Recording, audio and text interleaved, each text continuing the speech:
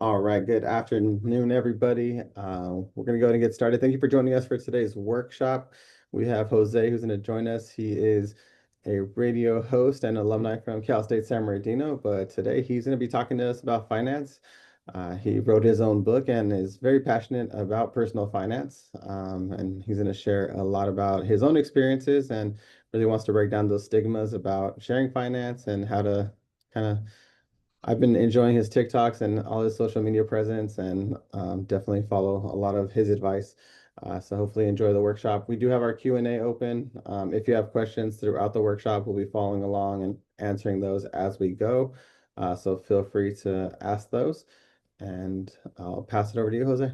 Thank you so much, Mike. Thank you so much, CSUSB. Let's go, Yotes. I'm an alum from 2014 is when I graduated there with my bachelor's. So if you're listening to this and you're an undergrad or a graduate, uh, pay attention because I was definitely one of those people that majored in business. My background is business marketing, but I did take like a finance class, but I didn't really pay attention. Like I remember hearing about Bitcoin for everybody who's probably like knows about it when it was like $10 and I didn't think nothing of it. Imagine where my life would be if I had actually taken some advice from somebody who told me while I was in college. But welcome to Échale a Tu Dinero. Why did I call it Échale a Tu Dinero? My whole brand has been on echarle ganas, to keep going, to keep putting something out there in life. And Tu Dinero, for those who speak Spanish, means money. So, what I will be sharing with you all is stuff that I've learned along the way in this journey towards financial freedom, because I feel like financial freedom looks and feels different for everybody else. So, take this with a grain of salt. Try to see if you can apply these practical ways to your own everyday finances and always ask questions, always stay involved in reading and up to date because you'd be surprised with the amount of knowledge that there is out there already readily available.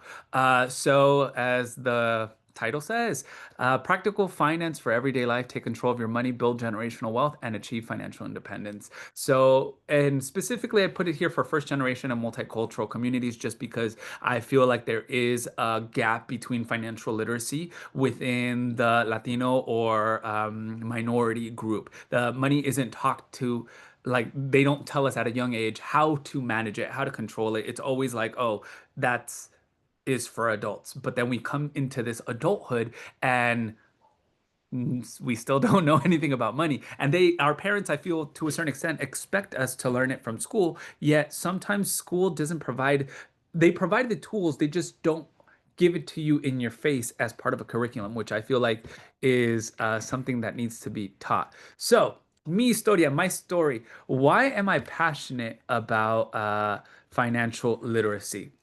Like many of you, I grew up without open conversations about money. My parents didn't really talk about finances. I just knew that they were struggling. I navigated through the credit confusion, made costly financial mistakes. For any of you who have student loans, I'm right there with you. I learned through trial and error, but the struggle became my breakthrough. I didn't come from money, so I had to learn how to make my money and keep my money. I grew up all my life in the Inland Empire, went to Cal State San Bernardino, did my master's at the University of Laverne, and then I ended up working at Cal State San Bernardino in the like upward bound trio department before I made my jump slash career change into media and entertainment, which is something that I've always wanted to do.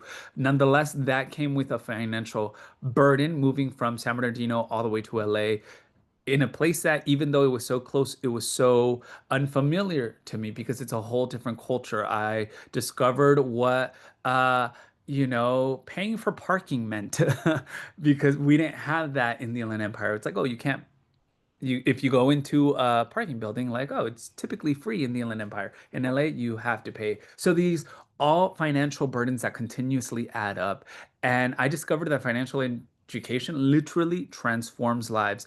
And it can take somebody that is feeling so stuck and with the burden of a financial wound to riches in the matter of years. Sometimes we're trying to look for the fastest way to get rich, but sometimes the most boring way is the best way to get rich. Not everybody is meant to be a millionaire, but everybody can make $1 million if that is your goal. Now, if you want to make money fast, there's different ways and opportunities, but it also involves a lot of risk. So, in my journey towards financial literacy, because I was learning and relearning or unlearning what my parents had told me, like, oh, don't talk about money, don't share how much you're making, uh, don't give any money advice because then people are going to be so mad at you and whatnot when it goes wrong. It's like, okay, well, I'm sharing my journey because I know as Latinos, we need to be more open to discussing money talks and having it. Now, with my friends, I feel like there's a sense of motivation. It's like, okay, well, this is where you're at. This is where you're at. How can we help each other out? And I think that's what our community sometimes lacked, that support from one another. So now aside from entertaining on the radio every single day from 5 a.m. to 10 a.m. on Cali 93.9. I made it a personal mission of mine because I am absolutely passionate about it in the last 5 to 6 years in dedicating to helping first generation families acknowledge or access knowledge, tools, and confidence to build generational wealth without shame or overwhelm. Or feeling overwhelmed just because I feel like once you start talking to families and they start telling you, because I've had so many like, hey, I don't even have month's rent or I'm behind. It's like these um, things that trickle down to their situation that now they have shame for. And it's like, okay, well, let's face the shame and see how we can get you out of that, creating a budget, creating a plan, and getting you into a system of automation in order for you to slowly build that generational wealth. So, like I said, I faced confusion about credit, debt, investing. I had credit cards early on because I said at 18, I need credit in order to build my credit score. So I ended up tackling so much credit card debt. I think I ended up, while I was in college, $10,000 in credit card debt. I didn't even have that much in student loans while I was in undergrad, but just because I didn't know how to manage it. I discovered financial education literally during the pandemic. I had nothing to do. I was furloughed from my job. And that's when I started like the self exploration of okay, I lost my job, quote unquote, lost because I was furloughed. How do I guarantee or how do I make sure that this doesn't happen again? And that's when I started like slowly but surely reading financial books, listening to financial podcasts and advice. And in the beginning, it was a struggle because it was so new to me. And I was so uncomfortable with every play and every page turn, but I was also so fascinated and intrigued. And I realized that because I was uncomfortable, I was growing and learning. When I was complacent, I was in debt and I was struggling and I was playing a victim card. And I said, okay, I need to stop playing victim and I need to start taking action. So that's when I said, I need to do this for myself more than anything and learn about it and then somehow regurgitate it and teach it. So now I hope to inspire you and give you some actionable strategies that you can go ahead and take away. And if you have any questions, feel free to drop them in the Q&A box because I know sometimes it can be very specific or some things can be very tricky to understand. So what we're going to go over today is budgeting made simple, credit and debt management, investing for beginners, and generational wealth and legacy. So I don't know if some of you guys are parents or looking to be parents, but I think some of this information would be very useful just to know. I'm not a parent myself, but I am aware of the resources out there. So I want to make those readily available for you as well. So, the importance of budgeting to stop the bleed. So many people come to me because I have one on one coaching or one on one assessment. And they're like, I can't save a dollar because I'm like, anybody can save a dollar. Anybody can try to figure out how to make more money. And then they're like, I can't, Jose, I literally am living paycheck to paycheck. And then that's when we start working on the budget. And I say, I have my own budget template, but I give it to them and I said, hey, start writing everything you're spending on. And then that's when you start seeing how much you're actually bleeding. So, very important and the importance of budgeting. I do my budget every 2 weeks. Some people do it every week. Some people do it on a monthly. But I think it's important to do it in the beginning weekly. That way you know how much you're spending and where your money is going. And you're going to be so surprised how much money is being spent on unnecessary purchases. The difference between needs and wants. Is it a need because you physically need it to survive. It's a fixed cost, like your housing, your bills, your car payment. Those are fixed costs. Those are your needs in order to keep going. Now, if they're a want, hey, your Starbucks, you don't really need it, but you want it. And again, I don't want to discourage you from like, oh my God, I'm going to be saving so much money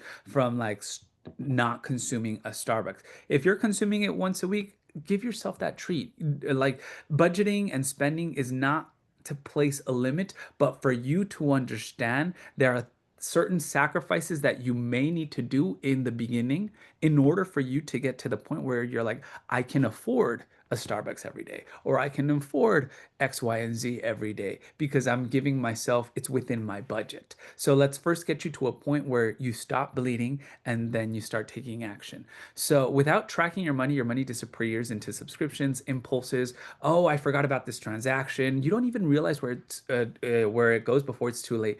So many people, especially college students, and I'm speaking from experience, we don't realize that every time we swipe and we may or may not have money in our bank account, there's the overdraft fees. Sometimes they're between 20 to $40 for an overdraft fee. And that is money that we're like, okay, well, at least it'll pay itself off when I get paid, or when the money deposits into my account.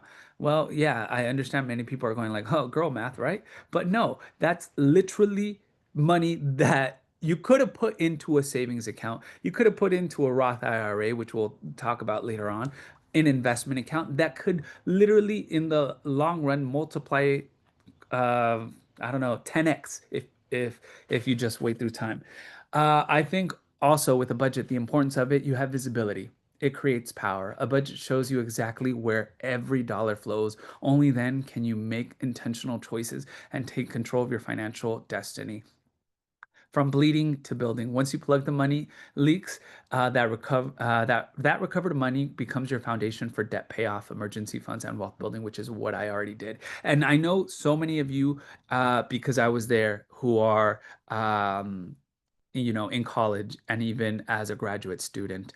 I didn't start learning, like I said, about financial literacy until the pandemic. I was 29. So I graduated when I was 21, 22, and then with my master's 24. So it took a whole 6 years of messing up, even after I was a master's graduate, a adult with an adult job, for me to really understand the importance of budgeting and figuring out what path I wanted to take to become financially successful.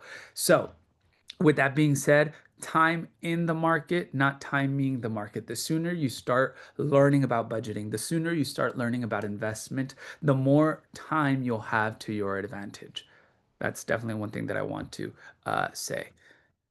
Budgeting made simple, the financial control. All right. So, a budget isn't about restriction, as I had mentioned. It's about intentional choices. Track your income, categorize expenses, identify opportunities to save while maintaining your quality of life. And there's a rule called the 50-30-20 rule, which is very simple. You can go ahead and adjust it as you get older or as you see more income. And if you see more income, I would always suggest stay with the same budget that you initially had, unless your fixed costs obviously go up. What do I mean by all this? 50% of your income will be going to your fixed costs, which is, let's say, if you rent or your mortgage, your bills, electricity, phone bill, all those are fixed costs. You have to pay them on a monthly basis.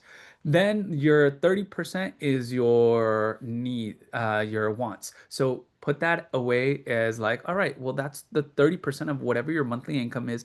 I'm going to use that to buy me my Starbucks, to buy me my shoes, go on trips, etc., etc. 20% of that, I would suggest invest or save. Put it in a high yield savings account. Put it in an investing account. That way, you are securing and you are basically paying your future self. Because once you put it in an investment account, which we'll talk about later on in the future, you're going to be able to invest it in what are called index funds, stocks, individual stocks, dividend paying stocks, which we will cover all that later on. And who knows? Maybe that stock will grow in the future and it'll be paying you with dividends. Review. So one thing that I suggest, if you don't have a budgeting template, there's free ones online. I have my own budgeting template. You can go ahead and like email me and I will send it to you. But you can do it on a spreadsheet, which is easiest way. Track and analyze. Review your spending for 30 days. Use apps or spreadsheets to see exactly where your money goes each month. An app I love using is Origin. I'm not getting paid or sponsored by it, but I really do love that app. If not, there's a free app called Empower. It's not that it's not as good as Origin. Origin is paid, but if you want something more detailed, but the easiest way is to track it on spreadsheet. So identify subscriptions that you don't use. If you're not using, let's say one thing that I did recently, just because I was like, I'm going to try this out. Instead of paying, because Netflix and all these subscription accounts literally said, we're raising our prices. I said, this is now going over my budget. What can I do? Well, I don't want to get rid of those subscriptions costs right now, but let's see what an ad-based subscription would cost. Obviously, it lowered the cost, but now I have ads on my Netflix and Hulu and all these other platforms. And I'm like, okay, I can live with this. But I was able to cut that cost by almost in half by saving, by switching over to a cheaper subscription. And now while I'm watching Netflix, it's like I'm never going to get the, hey, are you still watching? Well, no, I literally have to take a break because if not, I would definitely binge a whole series. But you're going to be able to identify subscriptions that you're not even using, impulse purchases that you're like, why in the world did I buy this? Reoccurring fees. Sometimes we forget to cancel subscriptions or we cancel them and businesses forget to cancel them. And obviously, fees you don't need. Find painless ways to free up money. Maybe just by looking at your budget, you realize, whoa, I'm spending way too much on Starbucks. Don't probably need to add this, and I'm just cool with the cold brew because I just need the energy to get me through the day. I just need that caffeine. So find those ways to stop bleeding. Prioritize saving, treat savings like a bill, automate transfers to build emergency funds and achieve your financial goals. If you're going to build an emergency fund, definitely between 3 to 6 months. Nowadays, just because of the state of the economy I would definitely suggest more 6 to 8 instead of 3 to 6, just to be on the more conservative side, just because so many people who are graduating, and we've seen it in the news, are finding, especially with a bachelor's degree, are finding it harder to find jobs. So at least if you have a 6 to 8 month window period, then you're going to be able to live off of that in case an emergency or if you get let go of your job. You always want to have my current fixed costs per month are about $6,000. That's how much I spend with my mortgage, with the house that I buy, with bills and everything. So I make sure that in my savings account, my high yield savings, I have at least $30,000 in there. And a lot of people are like, well, that's a lot of money. Yes, but it's for emergencies. And I have it specifically in a high yield savings account. And let me explain the difference between a high yield savings account and a traditional savings account. Whether you have like Chase, Wells Fargo, Bank of America, a lot of these banks offer their savings account, which are giving you a 0.01% interest rate, annual interest rate. That means for every $100 that you have in there, they're going to give you uh, about 10 cents, if I'm not mistaken, or I don't know if it's a penny or 10 cents a year, but that's literally nothing. That means they're making more money off of your money than you. Inflation is rising. We've seen it rise in the last couple of years, how much our dollar is worth less. So we want to try to combat inflation with a high yield savings account. A high yield savings account, there's Capital One, American Express, Apple Card has one, Fidelity, Ally. These are all banks that your money isn't as liquid. That means it isn't as accessible. So it might take 2 to 3 days for you to pull that money out versus if you have a traditional savings account, then you can pull the money out right away. But if you have it on a high yield savings account right now, interest on that is about 3.5 to 4%. That means for every $100 you have invested or in there, you're going to get about $3 to $4 every year, which is way more than what your traditional savings accounts have. So prioritize savings. Let me know if you guys have any questions because I feel like I'm going by through this. I'm a chatter and then I'm also a person that goes on tangents. So if you have any questions, make sure to put them in the chat box and I will answer them at the end of this presentation. Credit and debt management. So like many of you who, I don't know if you're 18 or if you don't have, or if you have bad credit score, you don't know or understand credit because it was never taught to us. I knew at an early age that I wanted to build my credit because that's all I heard, like credit card, credit, credit, credit, for some reason, because my parents had bought a car. So I knew I had to build my credit because if I'm not sure, but I think when I was in college, you had to have uh, a credit score in order for you to get a phone, right? Like if you wanted a phone from T-Mobile and whatnot. So I remember, or I had that understanding that I needed a credit card to build my credit. So nobody offered me a credit card, not even my banks. And I said, how the heck am I supposed to build my own credit if if nobody wants to give me a credit card? Lo and behold, Curaçao gave me the opportunity, actually, the Curaçao there in San Bernardino. But I was able to start understanding, not learning how to manage, but understanding how credit scores work. So scores range, like I put right there, from 300 to 850. Higher scores means better loan rates and lower interest rates. Payment history accounts for 35% of your score, and also how long you've had your credit card. So many people who are parents right now, or who want to be parents in the future, don't know, but you can actually add your child as an authorized user by the age of 13. You don't have to physically, only if you want to, give them a credit card. But as long as you have them as an authorized user, you start building their credit from an early age. So by the time they're 18, they don't have that many hurdles or obstacles like we did when we were younger trying to build our credit. When they go and get their first XYZ, it's like, oh, wow, you've already had 5 years of good credit record. So just food for thought. If you do have a lot of credit card debt, you can always call, and I find it fascinating how many people don't understand that um, you can call your credit card company and you can ask them to lower the interest rate, to negotiate the interest rate, or seek credit counseling and whatnot. Because right now, credit cards, and most of them are like at a 20% interest on an annual basis. So for every $100, we're going to go back to use that example. $100, they're charging you $20 a year.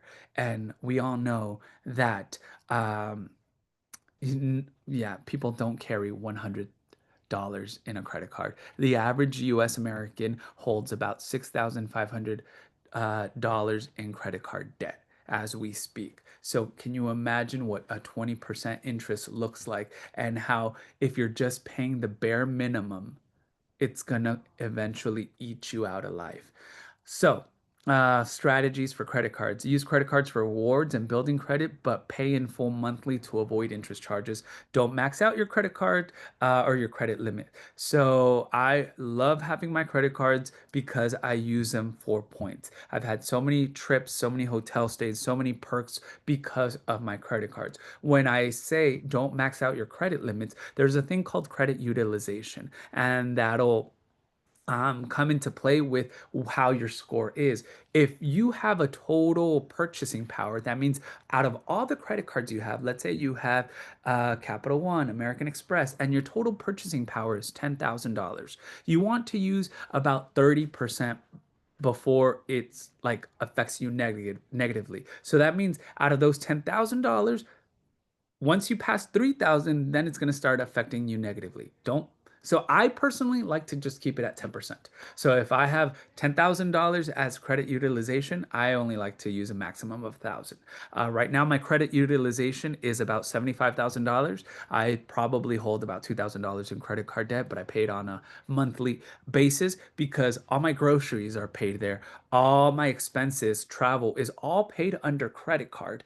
And then I just pay it off while I get the perks and bonuses. And when I realized, and how I realized more, I should say, that paying with credit is, in my opinion, always going to be better than paying with a debit card, is when I accidentally purchased something with a debit card and they couldn't return my money. I called Wells Fargo and I said, "Hey, I accidentally purchased this.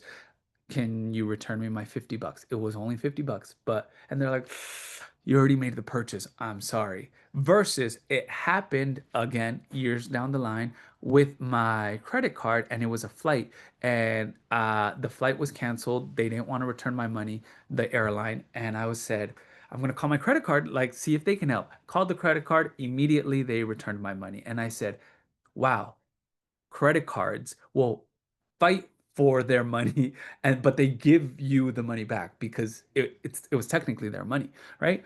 So I'm like, yeah, credit card agencies or banks can fight for their money while I'm clean.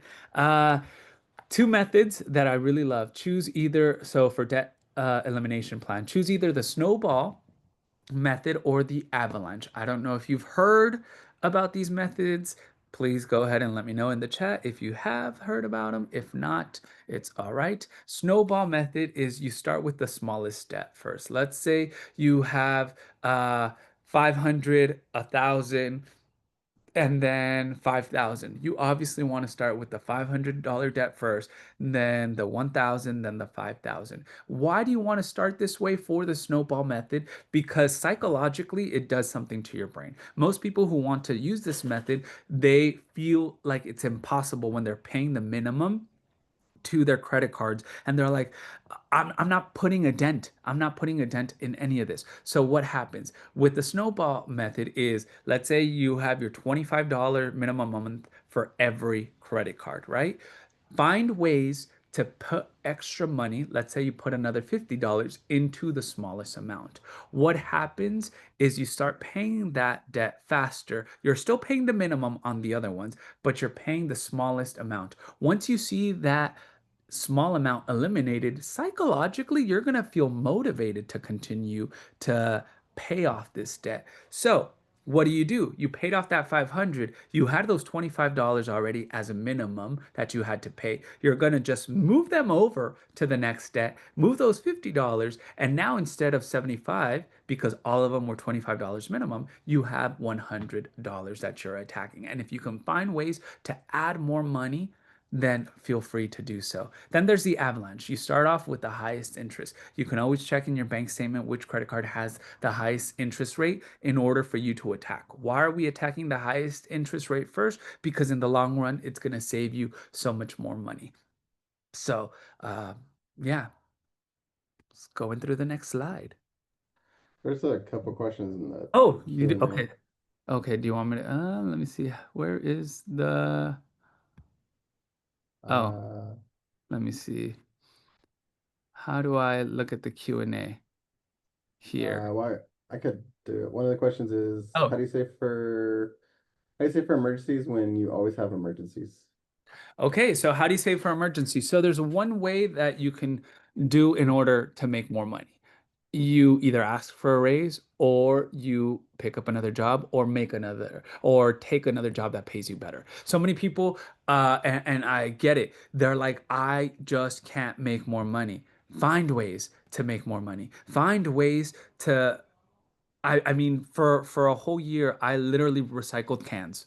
And I said, if it's 25 cents that I can put into a savings account, it's 25 cents. If it's more psychologically pleasing for you to make a graph and say, like in a piggy bank, hey, here's 25 cents I've added, do so. But so many people get caught up in that notion, like, how do I make more money? Find money and it'll literally come to you. Look for it and it'll come to you. Ask for that raise. So, especially as Latinos, and I've seen it especially with women, it's so hard for them to ask for a raise, but there's value in what you do. And nobody's going to fight or fend for us. So, we have to do it ourselves. Can you provide book recommendations that you found helpful? Yes, I will definitely. I have so many back here, so I'll pull some. Um, and I will give them to you. But I have one right here off the top of my head. Well, two actually. Well, actually, I have them all here because I have them. I actually did a video on TikTok, but I guess I will do like a little parentheses. The greatest salesman in the world, look, OG Mangiano. I loved this book, it tells the tale of a man who, you know, literally it's hard to explain, but just read it. The Alchemist, my dog chewed it, but looking for personal treasure. These more are for inspirational motivation and for you to continue. If you want to learn about money, learn about the difference between a rich dad and a poor dad. So, Rich Dad, Poor Dad by Robert Kiyosaki, definitely one of my go-to ones. Psychology of Money, how to rewire your mind in order to think about money and kind of like manifest it and think about money from a different perspective. I Will Teach You to Be Rich by Ramit Shahid. It's a 6-week program to get you out of like debt. Yeah, to get you out of debt. And obviously, for my Spanish speakers, I have my book, Echale Tu Dinero, which I specifically wrote it because they're so in Spanish, because there's so many um, books, as you can see, in English, right? And I said, there's nothing for the parents of first generation students in order for them to start that conversation with their kids. So I wrote it in Spanish just because I felt like there was that need. Probably doesn't have a lot of sales because people are like, hey, we have other priorities, but it's there as a resource. If one, the student wants to practice and learn their Spanish. Two, if they want to gift it to a parent, that way the conversations are had at home.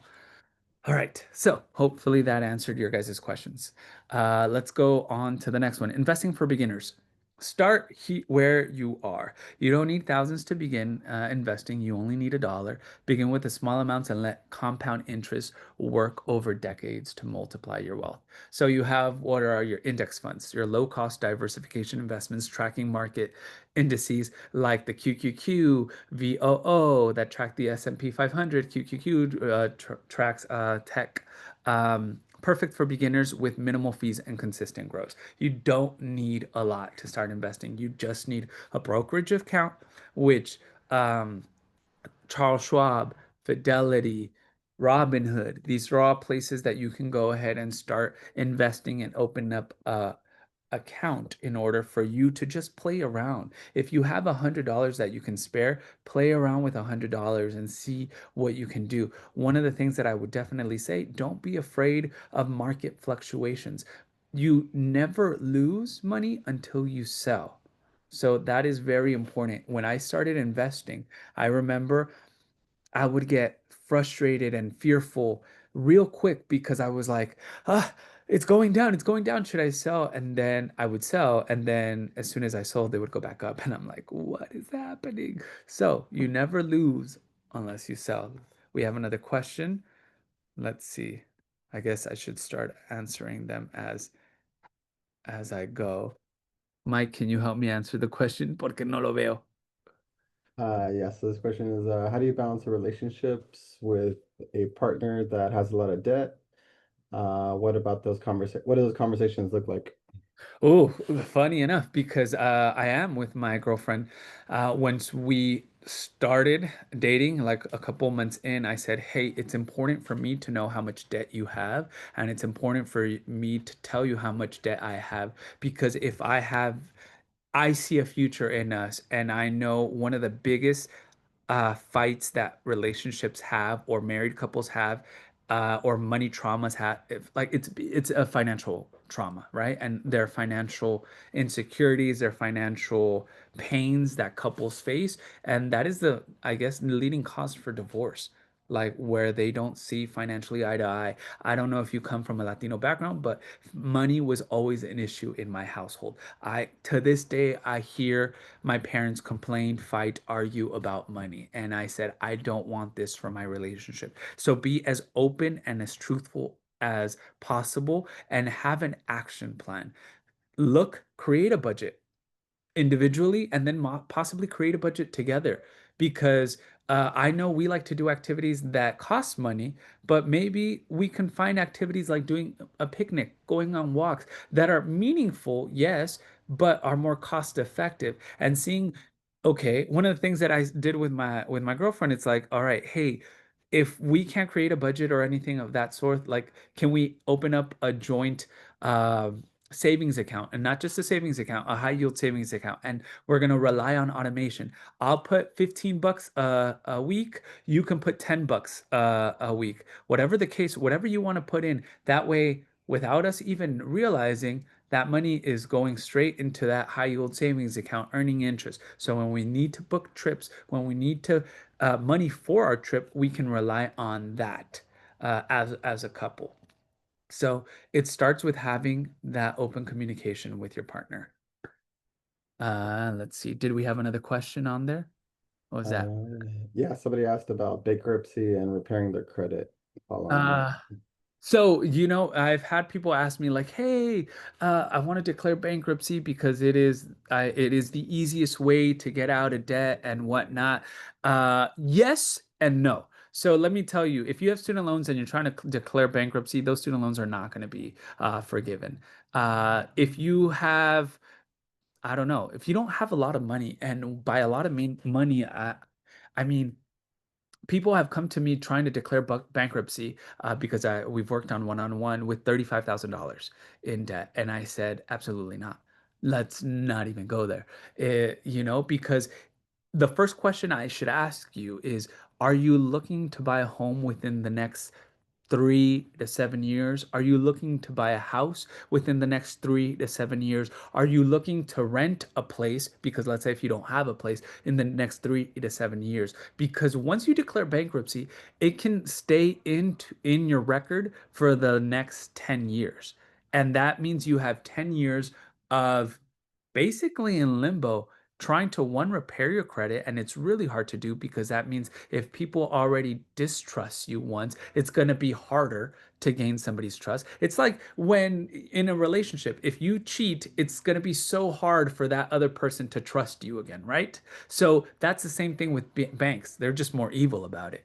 They're like, well, we don't trust you and we're not going to give you a loan. We're not going to give you a loan for your house, for your apartment.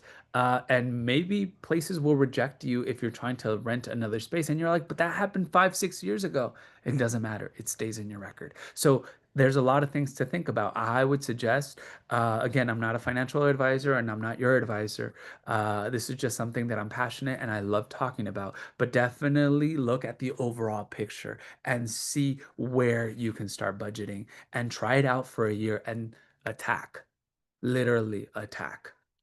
All right. So, in the spirit of continuing, and if you have any other questions, please feel free to put them on the chat box. We'll definitely answer them. We're almost done with the presentation, so there'll be time for Q&A. Retirement accounts, 401k, traditional IRA, Roth IRA. Take advantage of employer matches and tax benefits to accelerate wealth building. Most employers will offer a 401k. That means they are paying into your retirement. Most people are just paying a percentage, but they're not matching. If you have a match with your employer, match that same amount. For example, my employer only matches, which is why I miss Cal State San Bernardino. Correct me if I'm wrong, they're still matching 100%. But when I was there, they were matching 100%.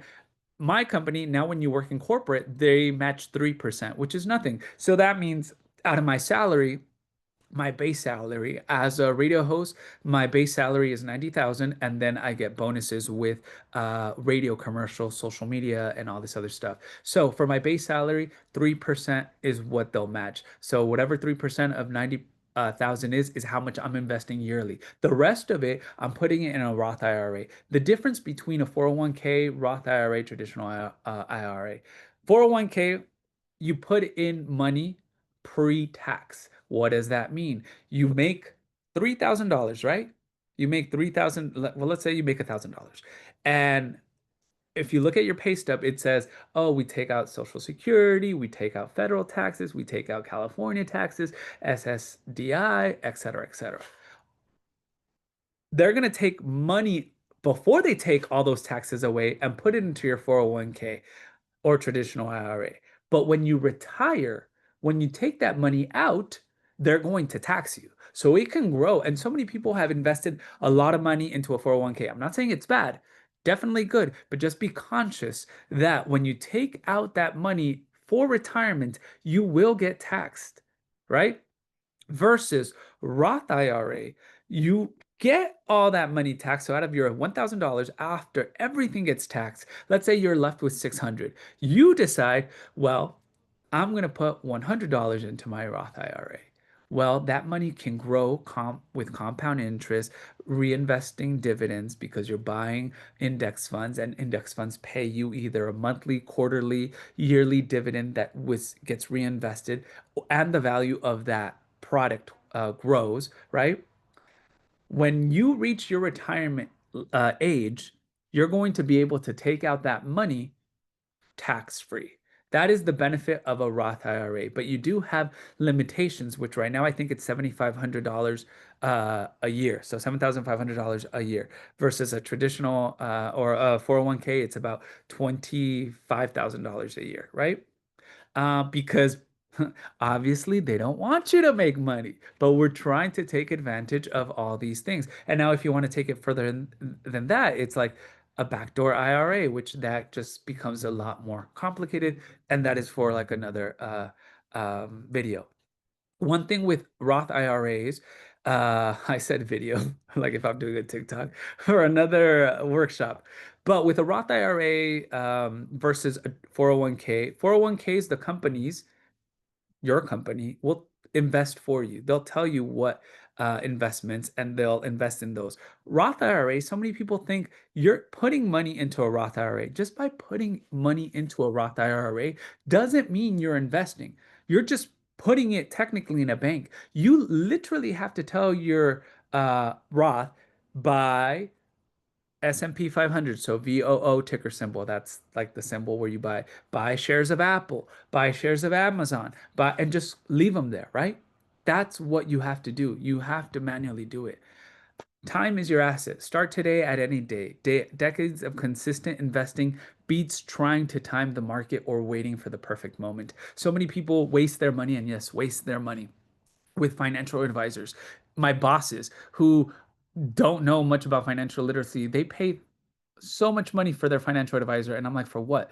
It is probability wise, you'd beat a financial advisor anytime. So that's all I'm saying. It's easier for you to take control and you save yourself some fees in that. Let's see. Generational wealth, setting up your family. Custodial accounts, Roth IRAs for teens, financial literacy. If you're a parent or wanting to be a parent in the future, open investments accounts in your child's name. Teach them early about money while giving their savings decades to grow. There's what is called Roth IRA for teens, obviously, which we already explained what a Roth IRA. There is 529 plans, a 529 if your child decides to go into like a university later on in the future or pays for education. That 529 plan, it's like a Roth IRA, it's like a brokerage account. You invest it as soon as they can, as soon as they're born, and you just kind of let it accumulate, right? They say if you invest $34,000 in the first 18 years of that child's life, if you just leave it there, they'll be a millionaire by the time they retire, right? But with a 529 plan, what that money does is, aside from growing, you can use that money for college expenses. You can use that money to pay for student loans. You can use that money for anything college related. Now, what if my son decides not to go to college? Oh my God, what's going to happen? Well, you can transfer up to $30,000 of that 529 plan into a Roth IRA, and you can also change the beneficiary. Sorry, Spanish is my first language, y'all. English is my second, and I practice more Spanish nowadays working in Spanish radio. But you can change it, like let's say if you have another son that they do want to go to college, you can change the beneficiary's name to either a family member, cousin, et cetera, et cetera. That way, that money is transferred. And financial literacy legacy. Share money conversations, involve children in budgeting, model healthy financial habits. This is your greatest gift. And try to do that as a team, not independently. That way, if you're a mother, father, mother, whatever the case may be, you are literally sharing the exact same information.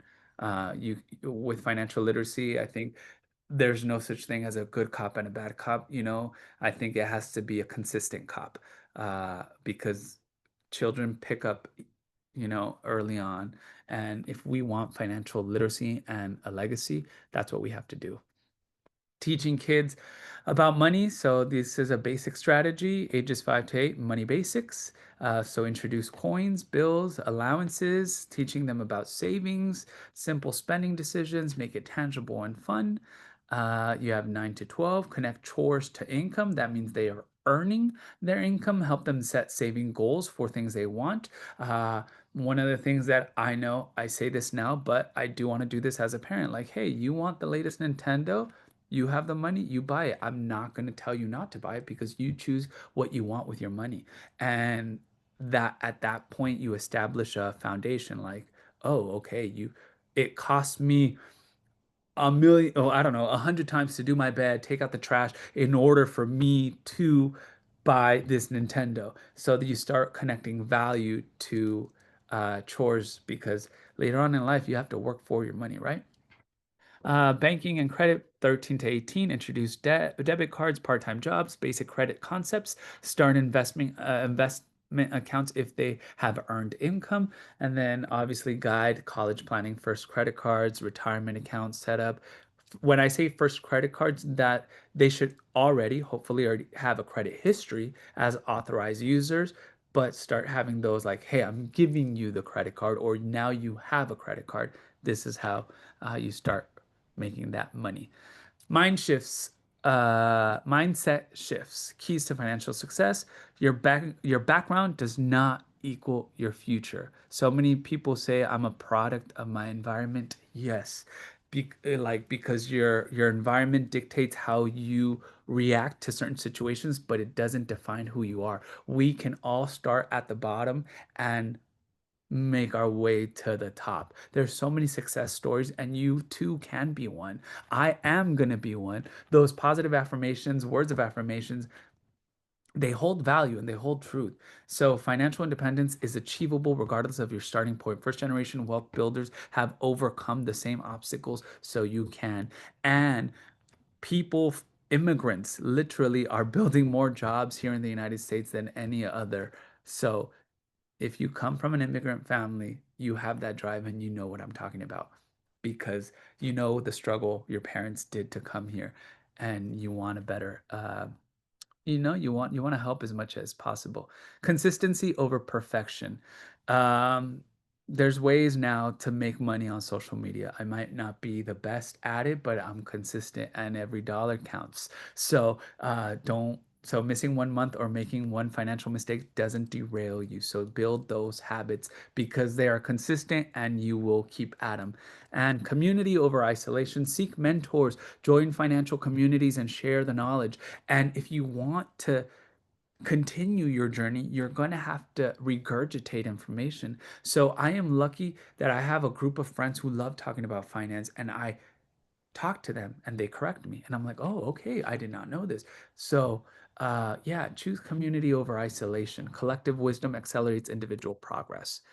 Key takeaways. All right. So, create your first budget this week is what I'm hoping that you would do. Track your expenses for 30 days to understand your money patterns. Use a budgeting app, identify your savings, have a strategy, check your credit score, make a plan to manage debt strategically within the next 60 days, review your credit report for errors, create a debt payoff timeline, set reminders for on time payments.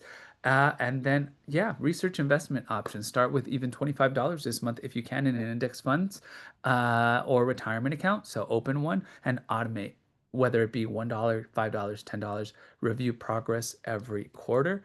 And then continue your financial journey. So, thank you guys so much. My name is Jose Quintero. Échale a tu dinero. That's my Instagram. Échale a tu dinero is my financial Instagram where I share English and Spanish. Uh, my money journey. My personal one is Jose Quintero TV, TikTok, Jose Quintero TV, and on YouTube, which I have my podcast, Echale Podcast. I do talk a lot with entrepreneurs, artists, and people in the community about financial success, financial wealth, and obviously music and film, TV. It's a little bit of everything, but focus on an entrepreneurial mindset because if they could do it, you can too. Thank you very much. Any questions? I need All water. right. We did get one question. This one, since you did recently buy a house, so this is regarding how do you plan for an increase in taxes in your mortgage? For example, I saw an increase in 3,000 plus in property taxes while planning ahead. I paid a good portion of it in advance. My mortgage is still going up, and they're panicking a little bit.